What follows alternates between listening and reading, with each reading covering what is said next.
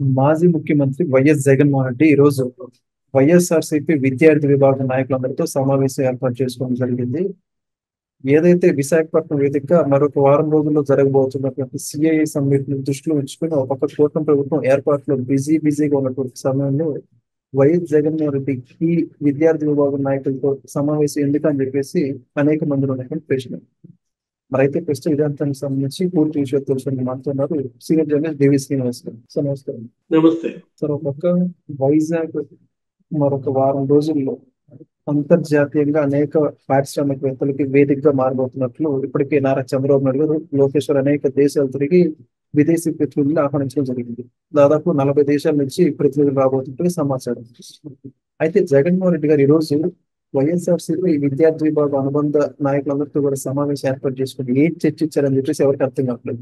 ఎందుకంటే గతంలో వైజాగ్ సంబంధించి డెవలప్మెంట్ అవుతున్న విషయంలో లాండ్ ఆర్డర్ ఇష్యూస్ ఎన్ని క్రియేట్ చేసినా మనందరికీ కూడా తెలిసింది. మళ్ళీ అలాంటి ఉన్న రీక్రియేట్ చేయబోతుందని చెప్పేసి డౌట్ వచ్చింది. మొత్తానికి దీని గురించి మీరేమంటారు? విశాఖ సమ్మిట్ దగ్గర దగ్గర 10 లక్షల కోట్ల పెట్టుబడులు వస్తాయి. ఒక 40 దేశాల నుంచి మరి 3,000 మంది పారిశ్రామికవేత్తలు ప్రతినిధులు పాల్గొంటారు. అంటే ఇప్పుడు ఒక 2,80,000 కోట్ల పెట్టుబడుల పనులకు శంకుస్థాపనలు కూడా జరుగుతుంది. ఇప్పుడు ఆర్సెలర్ మిట్టల్ స్టీల్ కంపెనీ ఉంది అక్కడ అనకాపల్లి జిల్లాలో. దానికి కూడా మరి భూమి పూజ శంకుస్థాపనలు చేయడానికి కేంద్ర మంత్రులు, ముఖ్యమంత్రి అన్ని ఏర్పాట్లు చేసుకున్న దీంట్లో కరెక్ట్ గా సమ్మిట్ కి వారం రోజుల ముందు జగన్మోహన్ రెడ్డి వైసీపీ విద్యార్థి విభాగంతో మీటింగ్ అంటే వాళ్ళు వచ్చింది విద్యార్థులేనా? ఆ విజువల్స్ కనుక చూసినా, ఆ ఫోటోలు చూసినా వాళ్ళల్లో ఎవరు కాలేజీలకు వెళ్ళిన లక్షణాలు కనపడుతున్నా, వాళ్ళల్లో ఎవరు యూనివర్సిటీ ఫేసులు కనపడదు. అంటే జగన్ అంటేనే ఒక అరాచకం, ఒక విధ్వంసం, ఒక వినాశనం. అలాంటి చెడ్డ పేరు తెచ్చుకున్నటువంటి జగన్మోహన్ రెడ్డి ఈ మూకనందరినీ కూడా కోడేయటం ద్వారా అనేక మంది విమర్శలు చేశారు.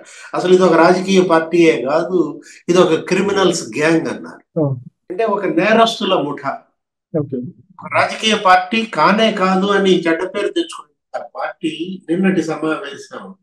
ఇప్పుడు మొన్న మనం చూసాం ఏంటి, కృష్ణా జిల్లా రైతుల పరామర్శ అనేది. అది పరామర్శగా సాగిందా? రైతుల మీద దండయాత్రగా సాగింది. అసలు వచ్చిన వాళ్ళు రైతులేనా? అక్కడ కంకులు పట్టుకుని చూపిస్తున్నాళ్ళు మనం చూసాం. అతను ఎవరో కోన గ్రామానికి చెందినాడు అంట. అతను పెడన వచ్చాడు. అతనికి ఏంటి సంబంధం? కోన ఎక్కడ, పెడనెక్కడ? మచిలీపట్నంలో ఉండాల్సిన అతను ఇక్కడికి వచ్చి నా పొలం పోయింది, నా పంట పోయిందంటే ఎంక్వైరీ చేస్తే అతనికి కోనంలో కూడా ఉన్నది 50 సెంట్ అంట. అసలు అక్కడ నష్టం జరగలేదు.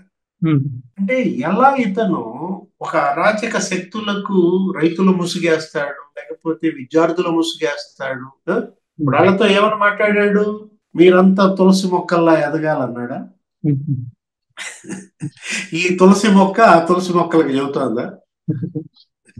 ఇప్పుడు ఒకవైపు ఏమో గంజాయి, డ్రగ్స్. నిన్న ఎవడో పట్టుబడ్డాడు. ఏంటి అతని పేరు? ఆ డ్రగ్స్ లో పట్టుబడ్డాడు పేరు ఈ విద్యార్థి విభాగమే, కొండారెడ్డి. వైసీపీ విద్యార్థి విభాగం వచ్చాడు. అతను కూడా ఆ డ్రగ్స్ లో పట్టుకున్నాడు. అతను కూడా వచ్చాడా అంటున్నా. అరెస్ట్ చేశారా? అతను జైల్లో పెట్టారా? అంటే ఇప్పుడు ఒకటి, మీరంతా తులసి మొక్కల్లా ఎదగాలి అంటే ఎవరు తులసి మొక్క? తులసి మొక్కవా? వాళ్ళను తులసి మొక్కల్లా ఎదగమని చెప్పడానికి. తులసి మొక్క తల్లి మీద చెల్లి మీద కేసులు వేస్తుందా? చెల్లి ఆస్తులు తింటదా ఈ తులసి మొక్క? అంటే నువ్వు తులసి మొక్కవా, గంజాయి మొక్కవా? ఇప్పుడు అనంతబాబుతో మాట్లాడిస్తే బాగుండేది, అదో తులసి మొక్క. డ్రైవర్ ని చంపి డోర్ డెలివరీ తెరిచిన తులసి మొక్కతో మాట్లాడించు. లేకపోతే ఈవీఎం నేలకేసి కొట్టింది ఒక తులసి మొక్క, ఆ తులసి మొక్కతో మాట్లాడించు. ఫోక్సో కేసులో అరెస్ట్ అయ్యి జైలుకి వెళ్ళింది ఇంకో తులసి మొక్క, ఆ తులసి మొక్కతో మాట్లాడించు. అంటే ఇతను తులసి మొక్క పేరెత్తే అర్హత. అరే అతను అక్కడ వాళ్ళతో మాట్లాడుతూ ఏమని మాట్లాడతాడు? మీరంతా జన్ జడ్ తరంలో ఉన్నారన్నాడు. జన్ జడ్ తరంలో ఉన్నారనగానే మనకేం గుర్తొస్తుంది? మళ్ళా ఉద్యమం, మళ్ళా రెచ్చగొట్టడం, మళ్ళా జల్లికట్ట. అప్పుడు విశాఖ సమ్మిట్ ఏది, బిల్ గేట్స్ వస్తున్నాడు. అది అగ్రిటెక్, అదేంటి అది కరెక్ట్ గా రిపబ్లిక్ డే నాడు పిలిపించాడు. అవును. 2017 గుర్తొస్తాను నాకు. అవును.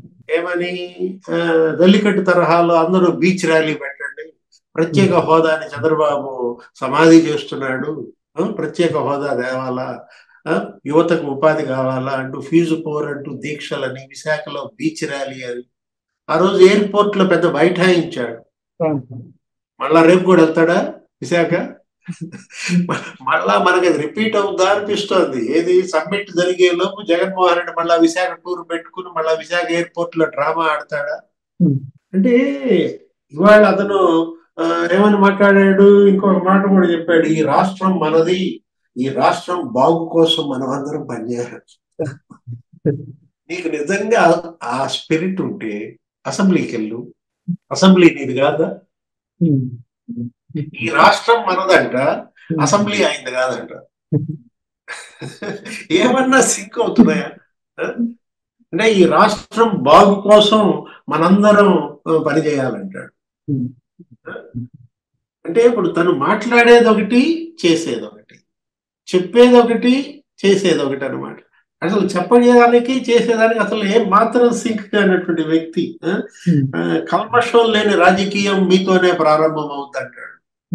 అంటే కల్మషం లేని రాజకీయాల గురించి మాట్లాడుతోందంటే, ఒకటి మెడికల్ కాలేజీల ప్రైవేటీకరణ, నేను 17 మెడికల్ కాలేజీలో ఆస్తులు సృష్టించానంటాడు.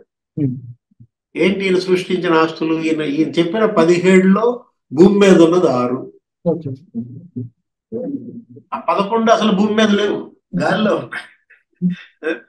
అంటే నువ్వు 17 అనే పదం ఎందుకు వాడుతున్నావు? పోనీ 6 అనుకో, 6 అయినా 6 కంప్లీట్ చేసావా? ఒకే ఒకటి 70% కంప్లీట్ చేశాడంటే, ఏది ఆ పులివెందు, అది కూడా 30% పెండింగ్.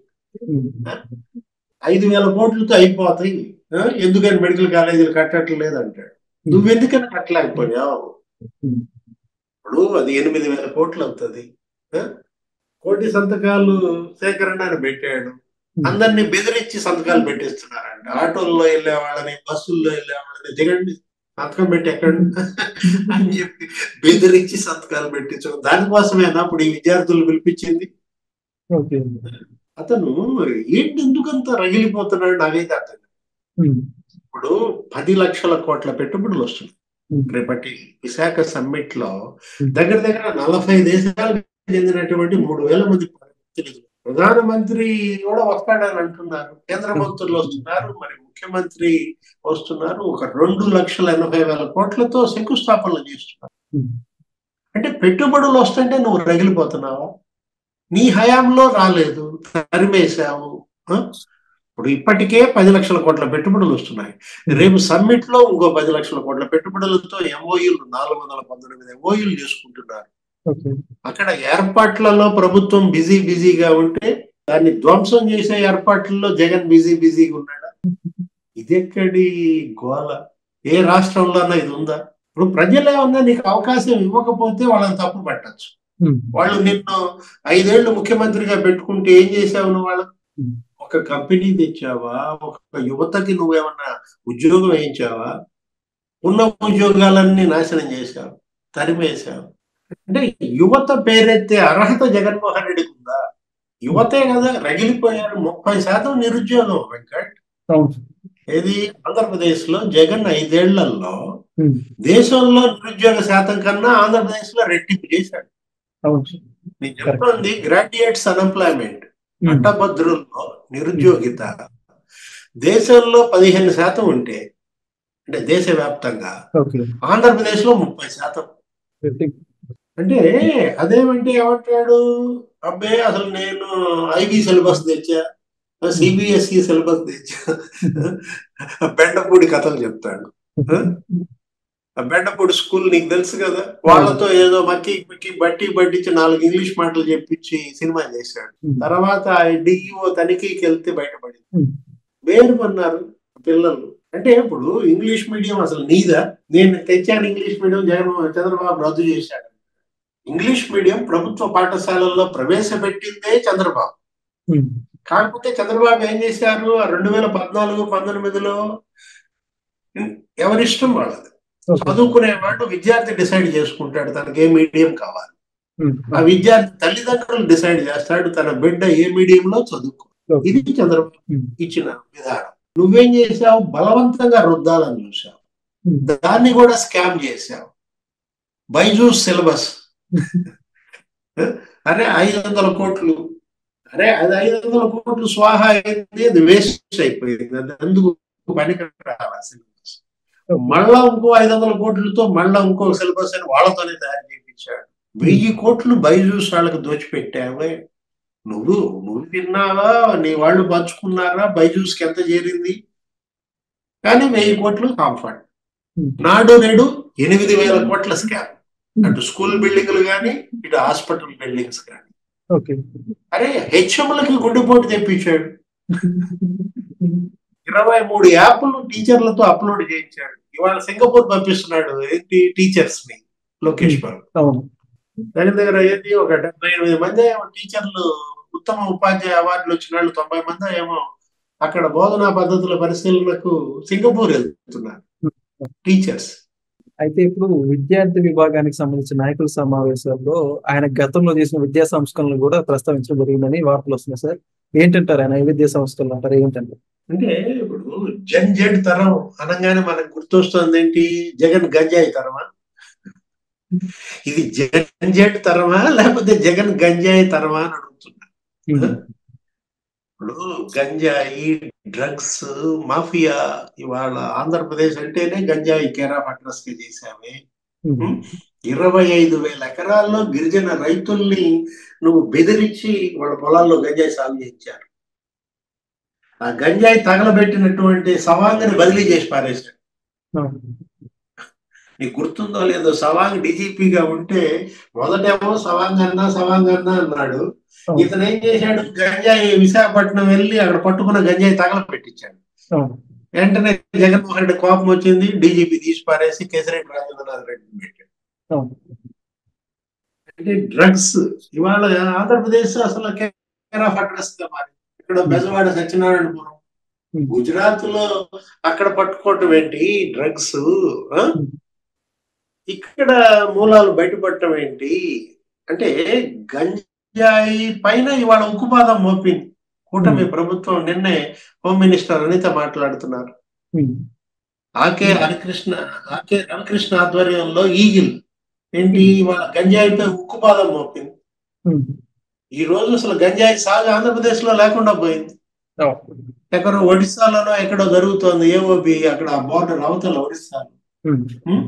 దాన్ని కూడా ఆంధ్రప్రదేశ్ లోకి రానియకుండా చేయడం కోసం కట్టడి చేస్తున్న దీంట్లో అంటే జగన్మోహన్ రెడ్డి మళ్ళా నిద్ర లేస్తున్నాడు.